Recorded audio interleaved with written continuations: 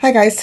I want to give you some guidance for how to understand muscle naming and remember the names of the muscles. The first thing I want to tell you is that just rote memorizing, is not going to be very dependable. There are too many muscles. They're hard to spell. They're hard to remember. They're similar to one another. So what I want to teach you here is the naming conventions that muscles use with examples from your lab lists. So we are going to be practicing with the same kinds of things. So first, let's start with this figure 1014 in your textbook gives you some guidance as to how muscles are named, but I'm going to go through specific examples and help you fill in these blanks. I'm not going to do them all for you, but I'm going to help you get started on filling in the blanks. So how are muscles named? It's in your notes. It's also in this figure. Sometimes muscles are named by what they do, which is directly related to what we just talked about muscle actions. So flexors, you will kind of know where to expect to find them. Extensors, kind of know where to expect to find them. Same thing with a bunch of these. So since we learn actions, then a muscle that is called a flexor, for instance, would, in almost all joints, you would expect it to be on the anterior surface. Okay, and we'll cover these in just a minute. Sometimes muscles are named by the orientation of their fascicles, and you may not have learned the word fascicle before. What it is basically, it looks like you can see the individual fibers of a muscle, but you can't because the fibers are microscopic. But you can see bundles of fibers. Those are called fascicles. Sometimes muscles are named for their shape or their structure, like a deltoid muscle is shaped like a delta. Sometimes muscles are named by their size, a longus, a brevis, a vastus, a major, a maximus, a minimus. Sometimes muscles are named by their attachments. So a muscle that's called the Brachioradialis will go from the arm to the radial surface of the forearm, for instance. And then sometimes they're named for their number of origins. A biceps, a triceps, a quadriceps. So we're going to go through examples of each of these. And what I would highly recommend is instead of just memorizing the muscles, you try to figure out why they are called what they're called. Okay?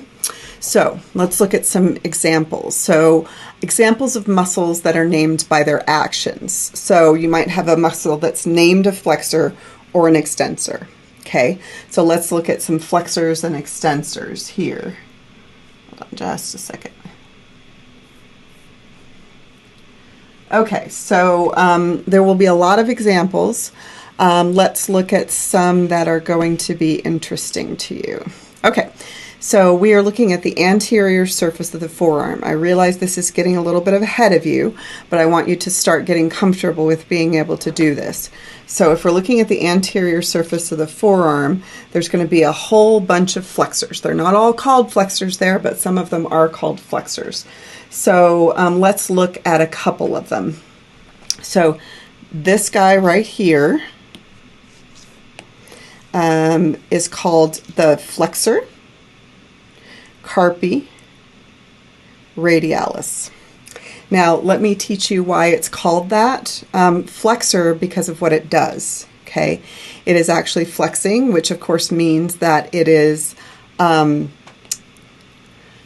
reducing the joint angle, right? But what is it flexing? It's flexing the carpal bone, so it's a flexor carpi, and it's on the radial side. So the name flexor carpi radialis gives you a hell of a lot of information about it. And we'll practice this with the forearm muscles, and we'll do some practice in class with this as well. So there are a whole bunch of flexors, things that are called flexors. I'm going to abbreviate them here, and I think I'll get them all out of the lab book. If I don't, you can go tell me if I missed one. So I'm going to write their abbreviations. You are going to later go in and write the long names so that you'll have examples of the flexors when you need to do that. Okay, so let me just give you examples of a bunch of flexors. So there is the flexor carpi radialis. There is the flexor carpi ulnaris, which basically does a similar thing on the other side of the forearm. There is the Flexor digitorum superficialis. There is the Flexor pollicis longus. I think there might be one more, but you can go look at all the flexors and then write all of those out. So let's now find some extensors. What about extensors? So if we were looking for extensors, for instance, on the arm, forearm, we would be looking at the backside, right? Because extension, remember, is generally replacing a joint to anatomical position. It's usually a straightening action. It is taking whatever, so if you look here, I am extending at the carpals right there. That's what's flexing, extending. So the muscles that move that joint have to cross that joint. So let's look at those. So I have this one right here, for instance, that's called the extensor digitorum, because it goes all the way down to the digits and it does this, which is this extending the digits. I've got an extensor carpi ulnaris, which goes down and crosses the carpal bones on the ulnar side. So extensor carpi ulnaris. I've got a whole bunch of extensors, and most of the time, in most joints, your extensors will be on the back side. So if, for instance, you were in the arm of the forearm and you're labeling something an extensor and it's on the anterior side, know that you are very likely to be wrong there. Okay, so let's list out some extensors for you guys. Again, I'm just going to do the abbreviations. So there is the extensor Carpi Radialis longus. So it's telling you a heck of a lot about what it does. It's extensor, which means on the back side, extending the carpals on the radial side, and it's longer, especially its tendon is longer than the extensor Carpi Radialis brevis. There's also the extensor digitorum, the extensor carpi ulnaris, which we just looked at, the extensor pollicis longus, and the extensor pollicis brevis. So those are all extensors. What I would like for you to do is to figure out, based on where they are, why they're called what they're called. And the first thing is knowing that extensors, generally speaking, are going to be located on the posterior surface of a joint. And then the second word, extensor digitorum, would do this, extend the digits. Extensor carpi would do this, which is extend at the wrist or the carpal bones. Okay, so those are some examples. There's a whole bunch of flexors and extensors, probably the hardest ones because they're the forearm muscles and they're pretty challenging. Okay, so let's talk about some adductors and abductors. Okay, so remember that adduction does this. Abduction does this and adduction does that. So let's talk about a couple of abductors and adductors. Let's see if we can find it there.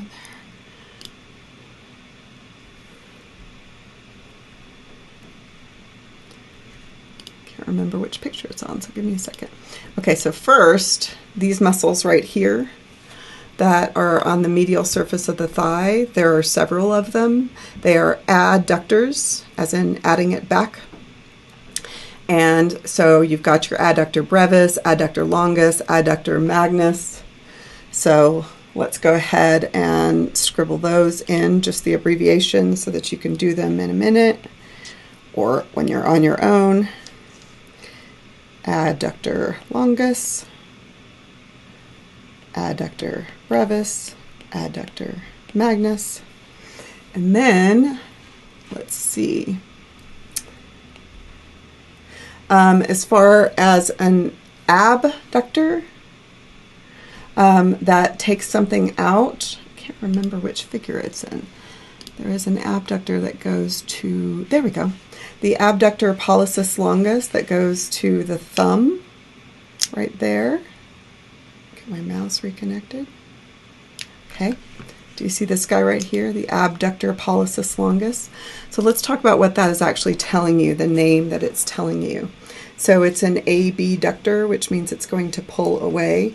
It's going to pull what away? This is the pollex, right?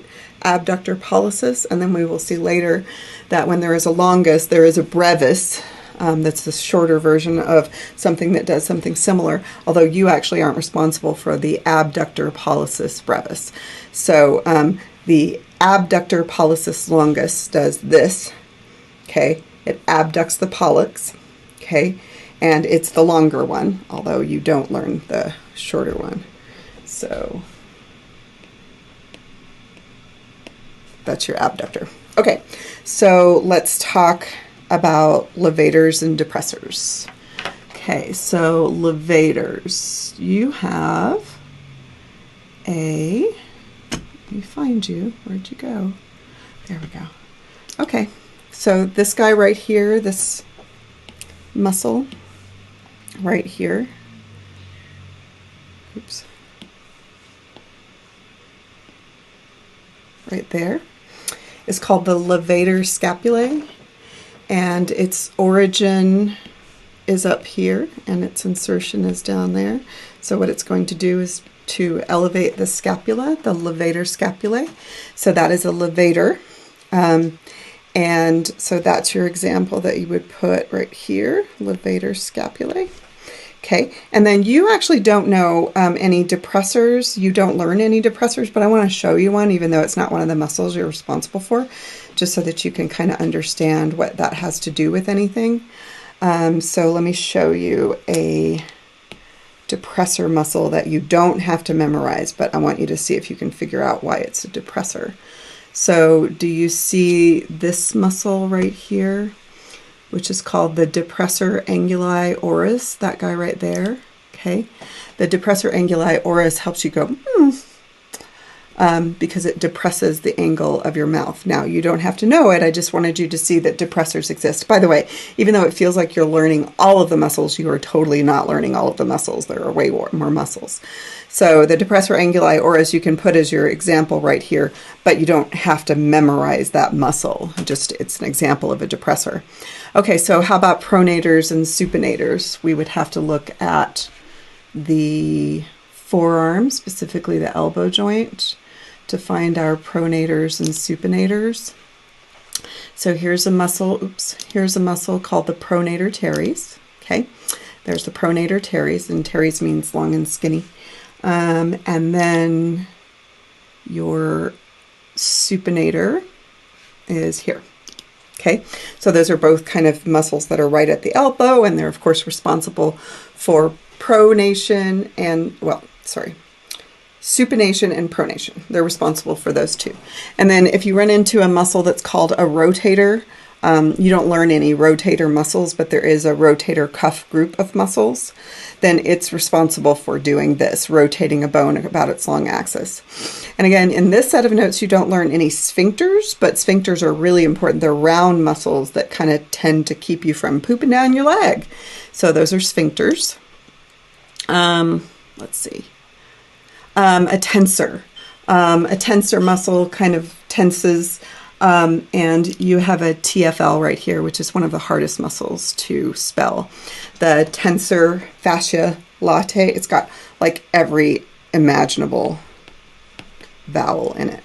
Okay, so next way that muscles are named, besides what they do, is by the orientation of the fascicles. Again, fascicles are these things that you are seeing right here that show you sort of the direction the muscle is running, and they are bundles of muscle cells. So the orientation of the fascicles. If a muscle is called a rectus muscle, then the fascicles are straight up and down parallel to the long axis of the body. So here is the rectus abdominis muscle. Okay, so you got a couple of examples. So that's the rectus abdominis muscle, but you also have this one right here that is running right smack down the middle of the thigh, and that one's called the rectus femoris, straight up and down, right down the middle of the thigh. So you will have two examples for the orientation of fascicles, for rectus, for the rectus abdominis, and the rectus femoris. Okay. How about transverse or transversus? The muscles that are called transverse or transversus would be the fibers or fascicles are running perpendicular to the long axis of the body, like this one right here. That is called the transversus abdominis, and you can see it even better here. The fibers run this direction. The long axis of the body is this way, and the fibers run this direction. So that's the transversus abdominis. So we can scribble that one in for you. And then muscles that are called oblique, you can also see in this picture. So oblique muscles do not run parallel or perpendicular to the long axis of the body. They run at another angle. So you've got your external obliques and your internal obliques, and you can see them both right here. So you see the external oblique, you can see it really well right over here, running X to the sex is how people remember it, because if the fibers sort of run toward your junk. And then the internal oblique, do you see this one right here? Oops. Stop doing that. The internal oblique fibers run this way into the chin. X to the sex, into the chin. So those are both the obliques. So that's just the external and the internal obliques. You can scribble that in. Okay, so how else are things named? So we did orientation of fascicles. So specific body regions or relative locations, this depends on you knowing your anatomical terminology. So if you run into a muscle called the brachialis muscle, oops. If you run into a muscle called the brachialis muscle, like in the upper limb, let's see if we can find one in the upper limb, or the brachioradialis muscle, it's going to be in the arm. The rectus femoris, again, is telling you two things. It's telling you rectus means it's going straight up and down, but femoris meaning it runs over the femur. Muscles that are called intercostals, that means between the ribs, so those muscles will be found between the ribs. A muscle that's called the temporalis muscle would run over the temporal bone. And then vastus means big, and we'll get to that in just a second, but the vastus lateralis, medialis, intermedius is telling you the relative locations of these things. So look, vastus lateralis on the lateral side, vastus medialis on the medial side, and then if you take the rectus femoris off, right? So here's the rectus femoris, then the vastus lateralis, lateral, intermedius, which is under the rectus femoris, by the way, and then the vastus medialis. So that's telling you where those muscles are with reference to one another. And then how about superficial versus profound, or superficial versus deep? So profundus means deep. So the flexor digitorum superficialis versus flexor digitorum profundus. Let's break that down and see if we can figure out where the heck we would find those and what that's trying to tell me. So the flexor digitorum superficialis is telling you that it is a flexor, so it's going to be on the anterior side. And what is it flexing? The digits, maybe among other things, but at least the digits. And then it's superficial, so it's the one on top. So the flexor digitorum superficialis is running to the fingers, right, on the anterior side, and it's on the top. And then the one that's deep to it, that does something similar, profound as in deep, flexor digitorum profundus is under the flexor digitorum superficialis and does something very similar to it. Okay, and then how about supra versus infra? So if we look at the supraspinatus versus the infraspinatus, where did that picture go? Posterior, there it is, okay. So here we are with the supraspinatus. This is called the spine of the scapula, which you know by now. This is the supraspinatus on top of the spine, and this is the infraspinatus on the bottom of the spine. Okay, so that's telling you where those things are with reference to one another. Okay, so now muscles can also be named for their shape or their structure. So, oh, I think I forgot to tell you about the orbicularis. Sorry, muscle called orbicularis, the shape of the fascicles goes around in a circle. So you've got the orbicularis oris and the orbicularis oculi. Let me show you how those work. So here's your orbicularis oris. circle around the eye. I'm sorry, oculi. And then here is the orbicularis oris, circle around the lips. Okay, so let's see.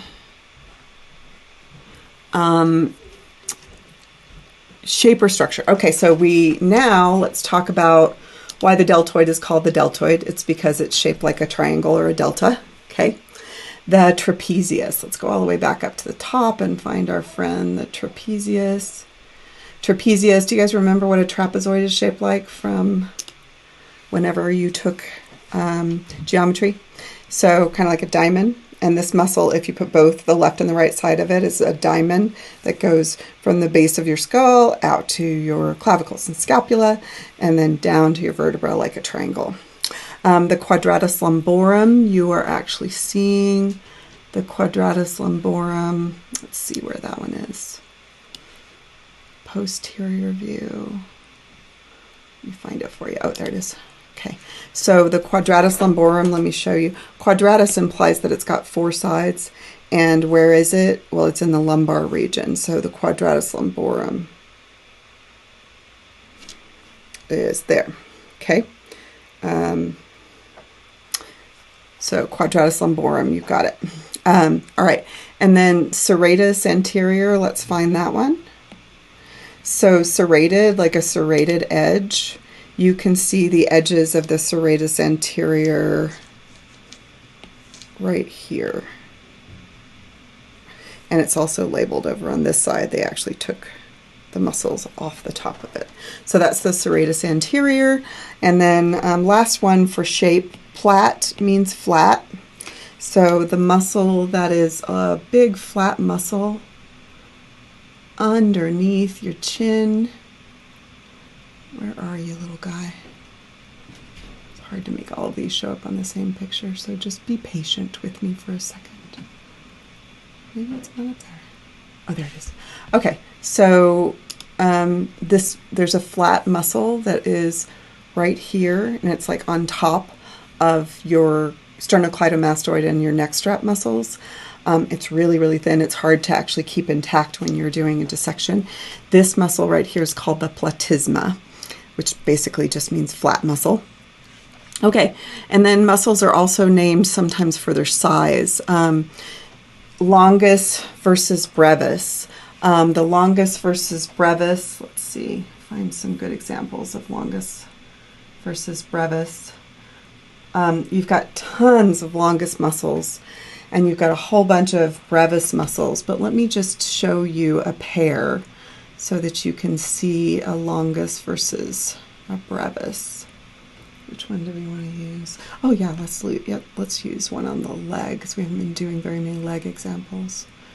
Okay, so longus versus brevis, by the way, it can be a little confusing because you're actually not talking about the length of the muscle relative to each other. You're talking about the length of the tendon. So this is a fantastic example. These two muscles are called the fibularis longus and the fibularis brevis. Let me show you. So the fibularis longus its tendon goes all the way under here, and the muscle itself is also shorter. But the fibularis brevis has a relatively shorter tendon, and it's a shorter muscle. So generally speaking, expect for the fibularis longus, any longus muscle, to have a longer tendon than any brevis muscle. So let me fill in probably most of the abbreviations for the longus muscles for you, because there's a bunch of them. And then you can go and find the long spelling. Flexor pollicis longus. Extensor, Carpi Radialis longus. Abductor pollicis longus. Extensor pollicis longus. Extensor hallucis longus. Fibularis longus, flexor digitorum longus, flexor hallucis longus. There's probably a couple more. That's enough to get you started. Find all of the longuses, and then the brevises. Usually if there's a longus, there's a brevis, but it doesn't mean that you have to learn them all. So you don't learn all of the longuses or all of the brevises, but I'll fill in some brevises that you do have to know in here for you. And that is extensor, Carpi Radialis brevis, extensor, pollicis brevis.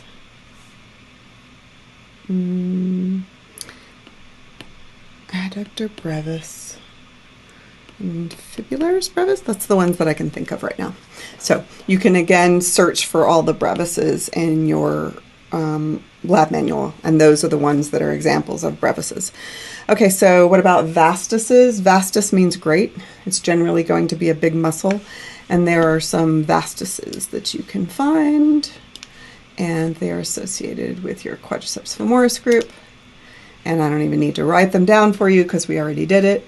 We've got a vastus lateralis, right? And then under this one right here, there's a vastus intermedius, and then there's a vastus medialis. So those are those three.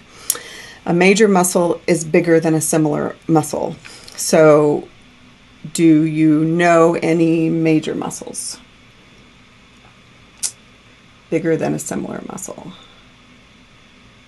Okay, so let's look at a couple, and then I'll list the other one out for you.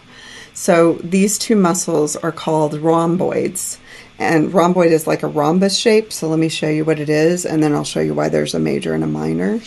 So here's the rhombus shape, kind of like a squished rectangle.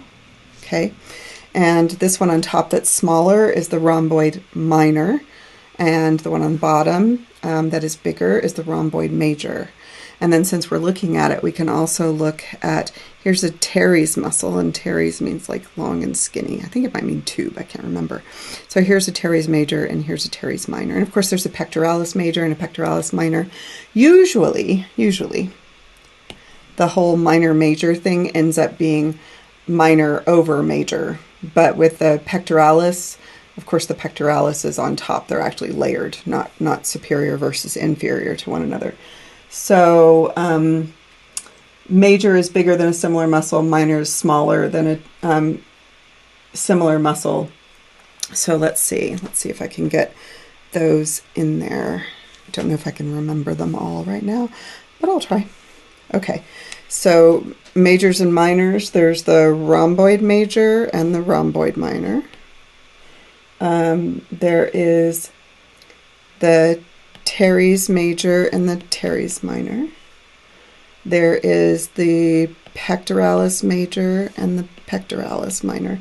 And then there's one major that you learn, psoas, yeah, the psoas major, that we don't learn a minor of.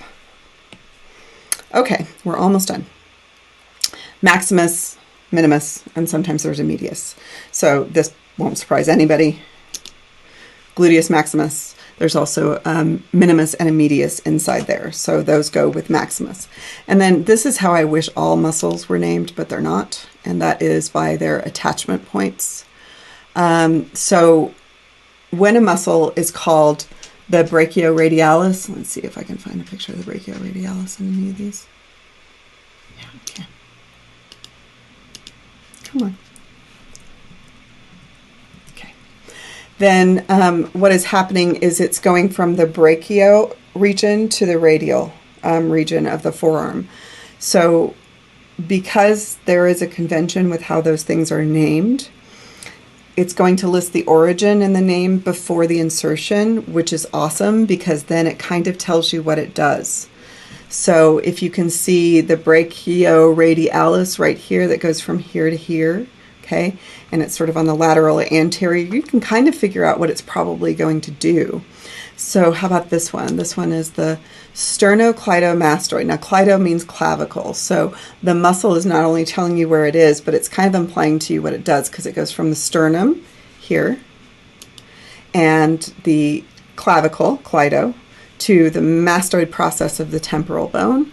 Okay, and so that muscle has some complicated functionality, which we'll go through in class, but it can kind of do this kind of thing and also some other things that can be a little confusing.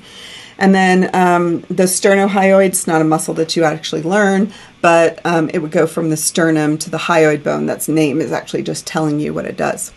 Okay, and then last little tidbit is that muscles are also sometimes named for how many origins they have with a common insertion. Come on.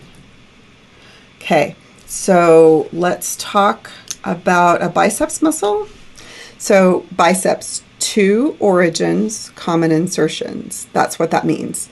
So that's the biceps brachii, but you also have a biceps femoris, which has 2 origins, common insertion on the femur. You have to figure out where it is, though.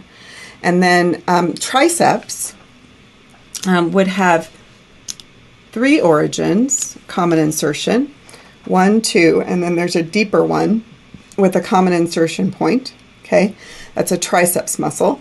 And then all of the muscles of the, well, no, not all, most of the muscles of the anterior thigh, which we have looked at a couple of times, assuming that I can find it. Okay, this set of these 4, rectus femoris, the vastus lateralis, intermedius, and medialis, not the sartorius, those all are 4 origins with a common insertion point. So those are called the quadriceps femoris group. Quadriceps femoris group. Okay, so last little tidbit, and then I will end this video, is what can you determine about the muscle by its name? So instead of rote memorizing the name, you look at the name and you try to figure out, what do I know about that muscle by the name? So first, if a muscle is called the tibialis anterior, right, it is going to be running down the anterior surface of the tibia. Okay, that's all well and good, but it also could give you some insight as to what it might do. If it's running down the anterior surface of the tibia, let's see if it's on this picture. Okay, anterior surface of the tibia. Let me ask you, is it more likely to be involved in dorsiflexion or plantar flexion? Based on where it is. Origins up here, insertion down here. So if you know the name and the meaning of the muscle and figure it out, you can do a lot toward understanding the function. So that's definitely more likely to be a dorsiflector. I'm not saying that's all it does. I'm just trying to give you guys a way to figure out things in context. Of course, a muscle now that's called a temporalis muscle would be running over the temporal bone. I told you if it's a sternohyoid, it's not only telling you where it's attached, it's also kind of telling you what it does. A muscle that's called the supraspinatus is going to be on top of the spine. A muscle that's called the erector spinae muscles, right here. The erector spinae muscles, straight up and down right next to the spine. Good? Flexor carpi radialis. Where am I going to find it? Well, these are the carpal bones. It's going to be a flexor, so it's going to be on the anterior surface, right? And it's going to be on the radial side. So I know kind of where to look for it. Extensor, pollicis longus. If it's an extensor, it's going to be on the back side. What's it going to extend? The pollicis. And the longus means it's the one with the longest tendon. Depressor anguli oris. Again, you don't know that one, but now you know what the name means. And vastus, a big muscle. The vastus what? Vastus intermedius. The vastus intermedius. Let me make sure. The levator scapulae is on top of the scapula because it's elevating the scapula. Okay, so these are all really, really useful putting structure and function together. And if you will, instead of investing all of your time, sorry, my hair is doing weird things, all of your time initially on trying to rote memorize, if you will try to figure out why they are called what they're called, you'll be a hell of a lot better off. Okay, we're stopping there on this video.